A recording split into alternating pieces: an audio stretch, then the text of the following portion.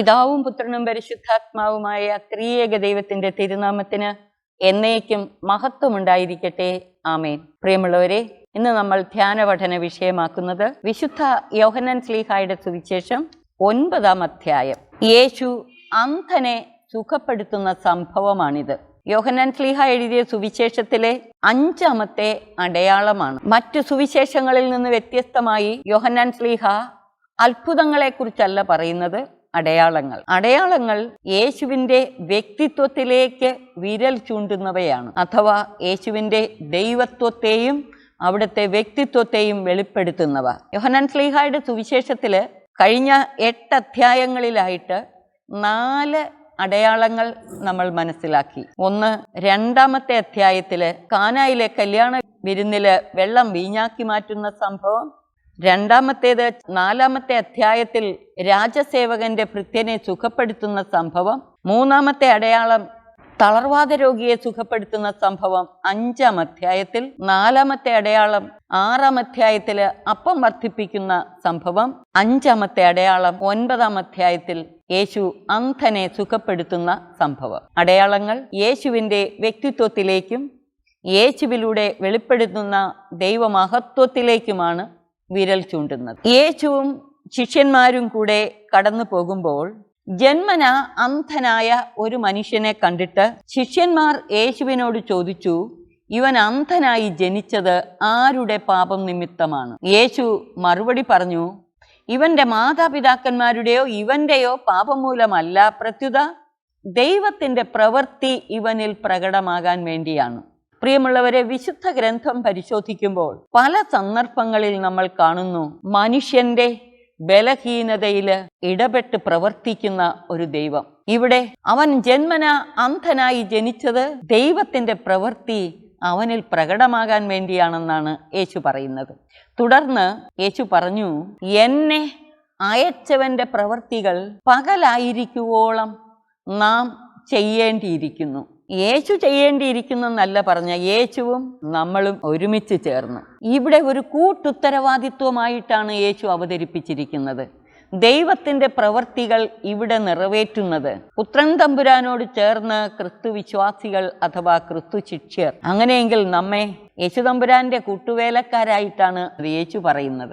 എന്നെ അയച്ചവന്റെ പ്രവൃത്തികൾ പകലായിരിക്കുവോളം നാം ചെയ്യേണ്ടിയിരിക്കുന്നു. ആർക്കും ജോലി ചെയ്യാൻ കഴിയാത്ത രാത്രി വരുന്നു. ഈ രാത്രിയും പകലുമെന്ന് ഇവിടെ പറഞ്ഞേക്കുന്നത് എന്തിനെയാണ്? പകൽ യേശുവിലൂടെയുള്ള രക്ഷാകര ഇടപെടലിന്റെ സമയം. വിശ്വാസികളെ സംബന്ധിച്ച് ഇഹലോക ജീവിതകാലം. നമ്മുടെ ഇഹലോക ജീവിതകാലത്ത് മാത്രമേ ദൈവത്തിന്റെ പ്രവൃത്തികൾ നമ്മളിലൂടെ പൂർത്തിയാക്കുവാൻ പുത്രൻ തമ്പുരാന് സാധിക്കൂ.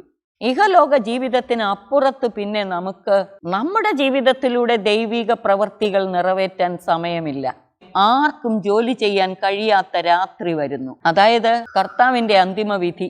ഇഹലോകത്തിലായിരിക്കുമ്പോൾ അനുതപിച്ച് ദൈവത്തിലേക്ക് തിരിഞ്ഞ് യേശുവിലൂടെയുള്ള ദൈവത്തിൻ്റെ പ്രവൃത്തികൾ നമ്മിൽ നിറവേറ്റാൻ സാധിക്കും. തുടർന്ന് യേശു പറഞ്ഞു, ലോകത്തിലായിരിക്കുമ്പോൾ ഞാൻ ലോകത്തിൻ്റെ പ്രകാശമാണ്. ദൈവത്തിൻ്റെ വെളിപ്പെടുത്തലുകളും ദൈവത്തിൻ്റെ പ്രവൃത്തികളും ഈ ലോകത്തിൽ നിറവേറുന്നത് യേശുവിലൂടെയാണ്. അതാണ് യേശു പറയുന്നത്, ലോകത്തിലായിരിക്കുവോളം ഞാൻ ലോകത്തിൻ്റെ പ്രകാശമാണ്. യേശുവിലൂടെയാണ് ദൈവത്തെ വെളിപ്പെടുത്തി തരുന്നത്, യേശുവിലൂടെയാണ് ദൈവത്തിൻ്റെ പ്രവൃത്തികൾ നിറവേറുന്നത്. ഇത് പറഞ്ഞിട്ട് അവൻ നിലത്തു തുപ്പി തുപ്പൽ കൊണ്ട് ചെളിയുണ്ടാക്കി അവൻ്റെ കണ്ണുകളിൽ പൂച്ചിയിട്ട് അവനോട് പറഞ്ഞു, നീ ശീലോഹ കുളത്തിൽ പോയി കഴുകുക. അവൻ പോയി കഴുകി കാഴ്ചയുള്ളവനായി തിരിച്ചു വന്നു. അയൽക്കാരും അവനെ മുമ്പ് യാചകനായി കണ്ടിട്ടുള്ളവരും പറഞ്ഞു, ഇവൻ തന്നെയല്ലേ വഴിയരികിലിരുന്ന് യാചിച്ചിരുന്ന അന്ധനായവൻ? ചിലർ പറഞ്ഞു, ഇവൻ തന്നെ. മറ്റു ചിലർ പറഞ്ഞു, അല്ല, ഇവൻ അവനെ പോലെ ഇരിക്കുന്നേ ഉള്ളൂ. എന്നാൽ അവൻ പറഞ്ഞു, ഞാൻ തന്നെ. അപ്പോൾ അവർ അവനോട് ചോദിച്ചു, എങ്ങനെയാണ് നിന്റെ കണ്ണുകൾ തുറക്കപ്പെട്ടത്? അവൻ പറഞ്ഞു, യേശു എന്ന് പേരുള്ള മനുഷ്യൻ ചെളിയുണ്ടാക്കി എൻ്റെ കണ്ണുകളിൽ പുരട്ടി ശീലോഹായിൽ പോയി കഴുകുക എന്ന് പറഞ്ഞു. ഞാൻ പോയി കഴുകി, എനിക്ക് കാഴ്ച ലഭിച്ചു. എന്നിട്ട് അവൻ എവിടെ എന്ന് അവർ ചോദിച്ചു. എനിക്കറിഞ്ഞുകൂടാ എന്നവൻ മറുപടി പറഞ്ഞു. ഈ ജന്മന അന്ധന് കിട്ടിയ കാഴ്ച അവന്റെ ബാഹ്യമായ ശാരീരികമായ കാഴ്ചയാണ്. കാരണം യേശു ആരെന്നവൻ അറിഞ്ഞില്ല. മാത്രമല്ല, ഇവിടെ അവൻ യേശുവിനെ കുറിച്ച് പറഞ്ഞേക്കുന്നത് യേശു എന്ന് പേരുള്ള ഒരു മനുഷ്യൻ. യേശു, ഈ അന്ധന് ഇവിടെ യേശു എന്ന് പേരുള്ള ഒരു മനുഷ്യൻ മാത്രം. ഈ അന്ധന്റെ കാഴ്ച ലഭിക്കുന്നതിൽ പടിപടിയായിട്ടുള്ള വളർച്ച നമ്മൾ കാണുന്നു. പടിപടിയായിട്ടുള്ള വളർച്ചയെന്ന് ഞാൻ പറഞ്ഞത് അവൻ്റെ വിശ്വാസത്തിലെ വളർച്ച, അവൻ യേശുവിനെ തിരിച്ചറിയുന്നതിലെ വളർച്ച. ഇവൻ്റെ കണ്ണുകൾ തുറക്കപ്പെട്ടെന്നറിഞ്ഞ് മുമ്പ് അന്ധനായിരുന്ന അവനെ അവർ ഫരിസേയരുടെ അടുത്ത് കൊണ്ടുവന്നു. യേശു ചെളിയുണ്ടാക്കി അവൻ്റെ കണ്ണുകൾ തുറന്നത് ഒരു സാബത്ത് ദിവസമായിരുന്നു. അതുകൊണ്ടാണ് പിടിച്ചോണ്ട് പോയത്. ഫരിസേയർ അവനോട് ചോദിച്ചു, എങ്ങനെ അവന് കാഴ്ച ലഭിച്ചുവെന്ന്. അവൻ പറഞ്ഞു, അവൻ എൻ്റെ കണ്ണുകളിൽ ചെളി പുരട്ടി ഞാൻ കഴുകി ഞാൻ കാണുകയും ചെയ്യുന്നു. ഫരിസേയരിൽ ചിലർ പറഞ്ഞു, ഈ മനുഷ്യൻ ദൈവത്തിൽ നിന്നുള്ളവനല്ല, എന്തെന്നാൽ അവൻ സാബത്ത് ആചരിക്കുന്നില്ല. എന്നാൽ ഈ മനുഷ്യൻ ദൈവത്തിൽ നിന്നുള്ളവനല്ലെന്ന് പറഞ്ഞത് കേട്ടപ്പോൾ കണ്ണ് തുറക്കപ്പെട്ട മനുഷ്യൻ പറഞ്ഞു, പാപിയായ ഒരു മനുഷ്യന് എങ്ങനെ ഇത്തരം അടയാളങ്ങൾ പ്രവർത്തിക്കാൻ കഴിയും? അന്ധനായ മനുഷ്യന് ഫരിസേയരോട് ചോദിക്കുകയാണ്, പാപിയായ ഒരു മനുഷ്യന് ഇത്തരം പ്രവൃത്തി ചെയ്യാൻ പറ്റുമോ? അന്ധന്റെ കണ്ണ് തുറക്കാൻ പറ്റുമോ? അങ്ങനെ അവരുടെ ഇടയിൽ ഭിന്നതയുണ്ടായി. ഫരിസേയരും നിയമജ്ഞരും യഹൂദ നേതൃത്വവും ഒരു വശത്ത്, സാധാരണ ജനം വേറൊരു വശത്ത്. അപ്പോൾ ആ അന്ധനോട് വീണ്ടും അവർ ചോദിച്ചു, അവൻ നിന്റെ കണ്ണുകൾ തുറന്നല്ലോ, അവനെപ്പറ്റി നീ എന്തു പറയുന്നു? അവൻ പറഞ്ഞു, അവനൊരു പ്രവാചകനാണ്. നേരത്തെ യേശു എന്ന പേരായ ഒരു മനുഷ്യൻ എന്നാണ് പറഞ്ഞത്. ഇവിടെ അന്ധൻ പറയുന്നു, അവനൊരു പ്രവാചകനാണ്. അവൻ്റെ വിശ്വാസത്തിൽ വളർച്ചയുണ്ടാവുകയാണ്. അവനൊരു പ്രവാചകനാണ്. അവൻ അന്ധനായിരുന്നെന്നും കാഴ്ച പ്രാപിച്ചെന്നും കാഴ്ച ലഭിച്ചവൻ്റെ മാതാപിതാക്കന്മാരെ വിളിച്ച് ചോദിക്കുവോളം യഹൂദർ വിശ്വസിച്ചില്ല. അവരെ വിളിച്ച് ചോദിച്ചു, അന്ധനായി ജനിച്ചുവെന്ന് നിങ്ങൾ പറയുന്ന നിങ്ങളുടെ മകൻ ഇവനാണോ? എങ്കിൽ എങ്ങനെയാണ് അവൻ ഇപ്പോൾ കാണുന്നത്? അവൻ്റെ മാതാപിതാക്കന്മാർ പറഞ്ഞു, അവൻ ഞങ്ങളുടെ മകനാണെന്നും അവൻ അന്ധനായി ജനിച്ചുവെന്നും ഞങ്ങൾക്കറിയാം. എന്നാൽ ഇപ്പോൾ അവൻ എങ്ങനെ കാണുന്നുവെന്നും അവൻ്റെ കണ്ണുകൾ ആര് തുറന്നുവെന്നും ഞങ്ങൾക്കറിഞ്ഞുകൂടാ. അത് അവനോട് തന്നെ ചോദിക്കുവിൻ. അവന് പ്രായമായല്ലോ. 22-ാം വാക്യത്തിൽ പറയുന്നു, അവൻ്റെ മാതാപിതാക്കന്മാർ ഇങ്ങനെ പറഞ്ഞത് യഹൂദരെ ഭയന്നിട്ടാണ്. കാരണം യേശുവിനെ ക്രിസ്തു എന്ന് ആരെങ്കിലും പരസ്യമായി ഏറ്റുപറഞ്ഞാൽ അവനെ സിനഗോഗിൽ നിന്ന് പുറത്താക്കണമെന്ന് യഹൂദർ തീരുമാനിച്ചിരുന്നു. അതുകൊണ്ടാണ് അവൻ്റെ മാതാപിതാക്കന്മാർ അവന് പ്രായമായല്ലോ, അവനോട് തന്നെ ചോദിക്കുവിനെന്ന് പറഞ്ഞത്. അന്ധനായിരുന്ന അവനെ യഹൂദർ വീണ്ടും വിളിച്ച് അവനോട് പറഞ്ഞു, ദൈവത്തെ മഹത്വപ്പെടുത്തുക. ആ മനുഷ്യൻ പാപിയാണെന്ന് ഞങ്ങൾക്കറിയാം. ഏതു മനുഷ്യൻ? യേശു. അന്ധൻ പറഞ്ഞു, അവൻ പാപിയാണോ എന്ന് എനിക്കറിഞ്ഞുകൂടാ. എന്നാൽ ഒരു കാര്യം എനിക്കറിയാം, ഞാൻ അന്ധനായിരുന്നു, ഇപ്പോൾ ഞാൻ കാണുന്നു. അവർ ചോദിച്ചു, അവൻ നിനക്ക് വേണ്ടി എന്ത് ചെയ്തു? എങ്ങനെയാണ് അവൻ നിന്റെ കണ്ണുകൾ തുറന്നത്? അവൻ മറുപടി പറഞ്ഞു, നിങ്ങളോട് ഞാൻ പറഞ്ഞു കഴിഞ്ഞല്ലോ. നിങ്ങളും അവൻ്റെ ശിഷ്യരാകാൻ ഇച്ഛിക്കുന്നുവോ? അവനെ ശകാരിച്ചുകൊണ്ടവർ പറഞ്ഞു, നീയാണ് അവൻ്റെ ശിഷ്യൻ, ഞങ്ങൾ മോശയുടെ ശിഷ്യന്മാരാണ്. ദൈവം മോശയോട് സംസാരിച്ചു എന്ന് ഞങ്ങൾക്കറിയാം, എന്നാൽ ഈ മനുഷ്യൻ എവിടെ നിന്നാണെന്ന് ഞങ്ങൾക്ക് അറിഞ്ഞുകൂടാ. അവൻ മറുപടി പറഞ്ഞു, ഇത് വിചിത്രമായിരിക്കുന്നു. അവൻ എവിടെ നിന്നാണെന്ന് നിങ്ങൾ അറിയുന്നില്ല, എന്നാൽ അവൻ എൻ്റെ കണ്ണുകൾ തുറന്നു. ദൈവം പാപികളുടെ പ്രാർത്ഥന കേൾക്കുകയില്ലെന്ന് നമുക്കറിയാം, എന്നാൽ ദൈവത്തെ ആരാധിക്കുകയും അവൻ്റെ ഇഷ്ടം പ്രവർത്തിക്കുകയും ചെയ്യുന്നവൻ്റെ പ്രാർത്ഥന ദൈവം ശ്രവിക്കുന്നു. അന്ധനായി പിറന്ന ഒരു മനുഷ്യന്റെ കണ്ണ് ആരും തുറന്നതായി ലോകാരംഭം മുതൽ ഇന്നോളം കേട്ടിട്ടില്ല. ഈ മനുഷ്യൻ ദൈവത്തിൽ നിന്നുള്ളവനല്ലെങ്കിൽ ഒന്നും ചെയ്യാൻ അവന് കഴിയുമായിരുന്നില്ല. അപ്പോൾ ഇപ്പോൾ അന്ധൻ യേശുവിനെ തിരിച്ചറിഞ്ഞത് എങ്ങനെയാണ്? ദൈവത്തിൽ നിന്നുള്ളവൻ. യേശു എന്ന ഒരു മനുഷ്യൻ, പ്രവാചകൻ, ദൈവത്തിൽ നിന്നുള്ളവൻ. അപ്പോൾ അവർ പറഞ്ഞു, തികച്ചും പാപത്തിൽ പിറന്ന് നീ ഞങ്ങളെ പഠിപ്പിക്കുന്നുവോ? അവർ അവനെ പുറത്താക്കിയെന്ന് കേട്ട് യേശു അന്ധനെ കണ്ടിട്ട് അവനോട് ചോദിച്ചു, മനുഷ്യപുത്രനിൽ നീ വിശ്വസിക്കുന്നുവോ? 35-ാം വാക്യം. അവൻ ചോദിച്ചു, കർത്താവേ, ഞാൻ വിശ്വസിക്കേണ്ടതിന് അവൻ ആരാണ്? യേശു പറഞ്ഞു, നീ അവനെ കണ്ടു കഴിഞ്ഞു. നിന്നോട് സംസാരിക്കുന്നവൻ തന്നെയാണവൻ. ദൈവപിതാവിൽ നിന്ന് വന്ന പുത്രന്റെ ആധികാരികത യഹൂദരുടെ മുന്നിൽ വെച്ച് എടുത്തു കാട്ടിക്കൊണ്ട് യേശു പറയുകയാണ്, നിന്നോട് സംസാരിക്കുന്നവൻ തന്നെയാണവൻ. വളരെ വ്യക്തിപരമായ ഒരു കണ്ടുമുട്ടലിൻ്റെ അനുഭവം, ഒരു വെളിപ്പെടുത്തലിൻ്റെ അനുഭവം. അവൻ്റെ പ്രതികരണം നോക്കിയേ. കർത്താവേ, ഞാൻ വിശ്വസിക്കുന്നു എന്ന് പറഞ്ഞുകൊണ്ട് അവൻ യേശുവിനെ പ്രണമിച്ചു. സാഷ്ടാംഗം വീണവൻ പ്രണമിച്ചു. നിന്നോട് സംസാരിക്കുന്നവൻ തന്നെയാണ് അവൻ എന്ന ഒരു വാക്ക് കേട്ടതേ ഉള്ളൂ. കർത്താവേ, ഞാൻ വിശ്വസിക്കുന്നു എന്ന് പറഞ്ഞുകൊണ്ട് അവൻ കർത്താവിനെ പ്രണമിച്ചു. ഈ ഫരിസേയരും നിയമജ്ഞരുമോ യഹൂദ നേതൃത്വം ഏതെല്ലാം വിധത്തിൽ യേശു അവർക്ക് വെളിപ്പെടുത്തി കൊടുത്തു തന്നെ. നമ്മൾ 1-ാം അധ്യായം മുതൽ 8-ാം അധ്യായം വരെ കണ്ടതാണ്. എന്നിട്ട് ഈ 9-ാം അധ്യായത്തിൽ വന്നിട്ടും അവർക്ക് ഇവനിൽ വിശ്വസിക്കാൻ പറ്റുന്നില്ല. പക്ഷേ ഈ അന്ധൻ്റെ അവസ്ഥ ഒന്ന് ചിന്തിച്ചേ. അവന് കിട്ടിയ ഏറ്റവും വലിയ സൗഭാഗ്യമായി കണ്ട് യേശു പറഞ്ഞു, കാഴ്ചയില്ലാത്തവർ കാണുകയും കാഴ്ചയുള്ളവർ അന്ധരായി തീരുകയും ചെയ്യേണ്ടതിന് ന്യായവിധിക്കായിട്ടാണ് ഞാൻ ഈ ലോകത്തിലേക്ക് വന്നത്. കാഴ്ചയില്ലാത്തവർ കാണും, കാഴ്ചയുണ്ടെന്ന് നടിക്കുന്നവർ അന്ധരായിത്തീരും. യഹൂദരെയാണ് യേശു ഇങ്ങനെ പറഞ്ഞത്. കാഴ്ചയുണ്ടെന്ന് കരുതുന്നവർ അന്ധരായിത്തീരും. ന്യായവിധിക്കായിട്ടാണ് ഞാൻ ഈ ലോകത്തിലേക്ക് വന്നത്. അപ്പോൾ യേശുവിൻ്റെ ന്യായവിധിയിൽ യേശുവിൽ വിശ്വസിക്കുന്ന കുരുടർ പോലും കാഴ്ചയുള്ളവരായി യേശുവിനെ തിരിച്ചറിഞ്ഞ് നിത്യതയിലേക്ക് പ്രവേശിക്കും. അതാണല്ലോ യെശയ്യാ പ്രവാചകൻ പ്രവചിച്ചത്. കുരുടർ കാണുന്നു, മുടന്തർ നടക്കുന്നു, ചെകിടർ കേൾക്കുന്നു.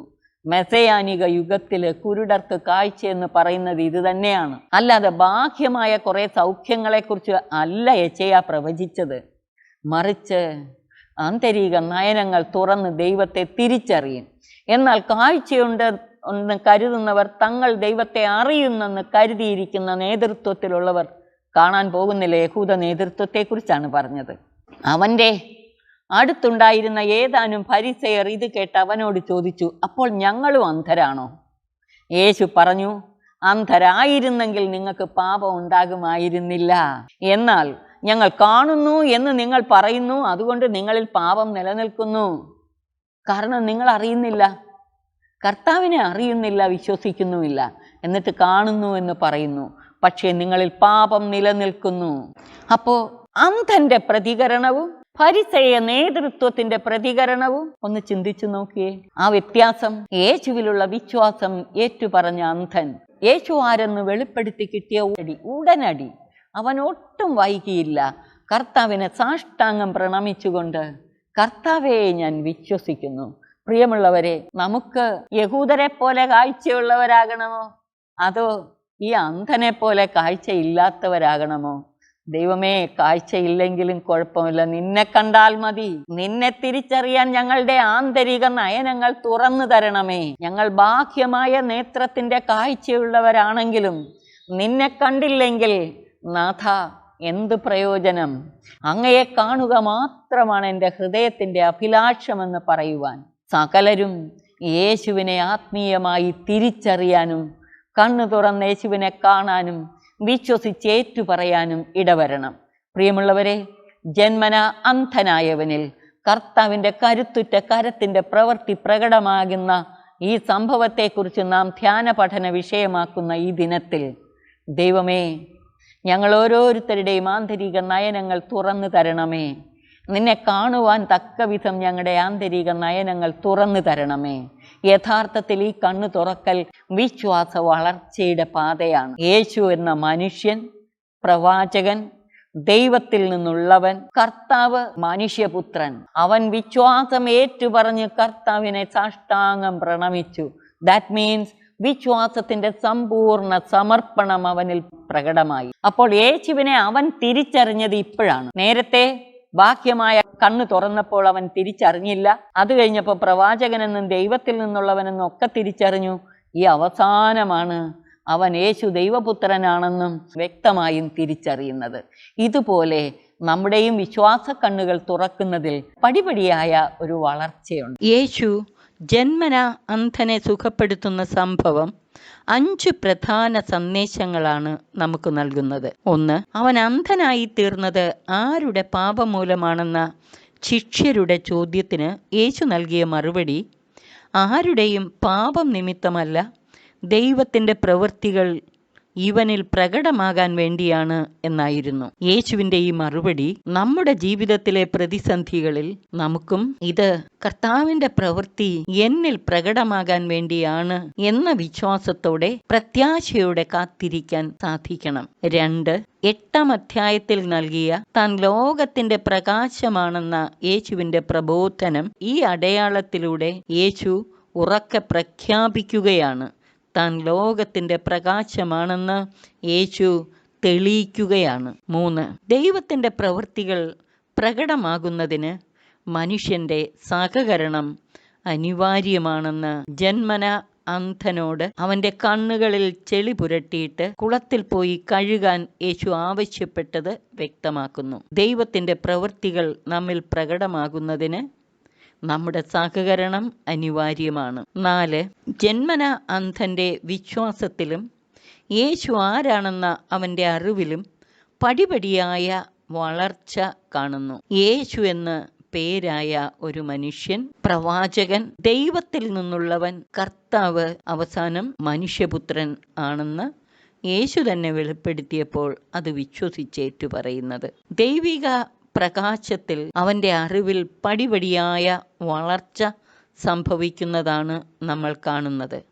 അവസാനം നീ മനുഷ്യപുത്രനിൽ വിശ്വസിക്കുന്നോ എന്ന് യേശു ചോദിച്ചപ്പോൾ, കർത്താവേ, ഞാൻ അവനിൽ വിശ്വസിക്കേണ്ടതിന് അവൻ ആരാണ് എന്ന ചോദ്യത്തിന് നീ അവനെ കണ്ടുകഴിഞ്ഞു എന്ന യേശുവിൻ്റെ മറുപടിയിൽ കണ്ടുകഴിഞ്ഞു എന്നതിന് ഉപയോഗിച്ചിരിക്കുന്ന ഗ്രീക്ക് യൗറാക്ക എന്ന പദം യേശു തന്നെ പൂർണ്ണമായി വെളിപ്പെടുത്തിയതിനെ സൂചിപ്പിക്കുന്നു. മറനീക്കി പ്രത്യക്ഷപ്പെടുന്ന പോലെ. ഇതൊരു മിസ്റ്റിക്കൽ വിഷനാണ്. യേശു തന്നെ പൂർണ്ണമായി വെളിപ്പെടുത്തി അവന്. ജോണിൽ വിവിധ തലത്തിലെ കാഴ്ചകളെ സൂചിപ്പിക്കാൻ അല്ലെങ്കിൽ അറിവിനെ സൂചിപ്പിക്കാൻ 5 പദങ്ങൾ ഉപയോഗിച്ചിട്ടുണ്ട്. 1. ശാരീരിക കാഴ്ചയെ സൂചിപ്പിക്കുന്ന ബ്ലേപ്പോ എന്ന പദം. 2. ടു ലുക്ക് അറ്റ്, നോക്കുക എന്നർത്ഥം വരുന്ന തെയോമായി എന്ന പദം. 3. കോൺസെൻട്രേറ്റഡ് ലുക്ക് അഥവാ പോണ്ടറിങ്, കോണ്ടംപ്ലേഷൻ എന്നർത്ഥം വരുന്ന തെയോറയോ എന്ന പദം. 4. ഉൾക്കാഴ്ച എന്നർത്ഥം വരുന്ന എയ്ദെയിൻ എന്ന പദം. 5.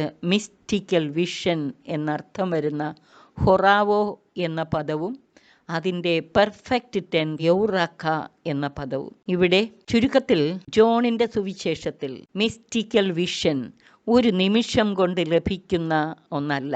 അതിൽ ക്രമാനുഗതമായ ഒരു വളർച്ചയുണ്ട്. 5. ജോണിൻ്റെ സുവിശേഷം 9 ജന്മന അന്ധനെ സുഖപ്പെടുത്തുന്ന സംഭവം നമുക്ക് നൽകുന്ന 5 സന്ദേശം യഥാർത്ഥ ക്രിസ്താനുഭവം സത്യത്തോടുള്ള തുറവിയിലേക്കും പ്രേക്ഷിത തീഷ്ണതയിലേക്കും നയിക്കും എന്നതാണ്. അന്ധൻ ഒരു യഹൂദനായിരുന്നിട്ടും യേശു തന്നെ വെളിപ്പെടുത്തിയപ്പോൾ, കർത്താവേ, ഞാൻ വിശ്വസിക്കുന്നു എന്നേറ്റു പറഞ്ഞ് അവൻ യേശുവിനെ പ്രണമിച്ചു. യേശുവിനെ അവൻ സാക്ഷ്യപ്പെടുത്തുകയും ചെയ്തു.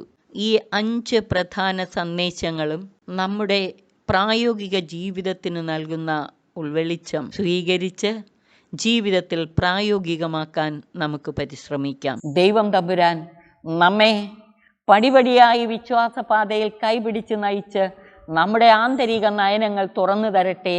നമുക്ക് നമ്മുടെ വ്യക്തി ജീവിതത്തിലൂടെ യേശുവിന് യഥാർത്ഥ സാക്ഷ്യം നൽകിക്കൊണ്ട് അനേകരുടെ ആന്തരിക നയനങ്ങൾ തുറക്കുവാൻ തക്ക വിധം വിശ്വാസത്തിൽ കൈപിടിച്ച് നയിക്കാൻ ദൈവം നമ്മെ സഹായിച്ച് അനുഗ്രഹിക്കട്ടെ. അവിടുത്തെ കരങ്ങളിൽ നമുക്കിതിനായി പരിപൂർണമായി നമ്മെ തന്നെ സമർപ്പിക്കാം. പിതാവിനും പുത്രനും പരിശുദ്ധാത്മാവിനും സ്തുതി, ആദിമുതൽ എന്നേക്കും. ആമേൻ.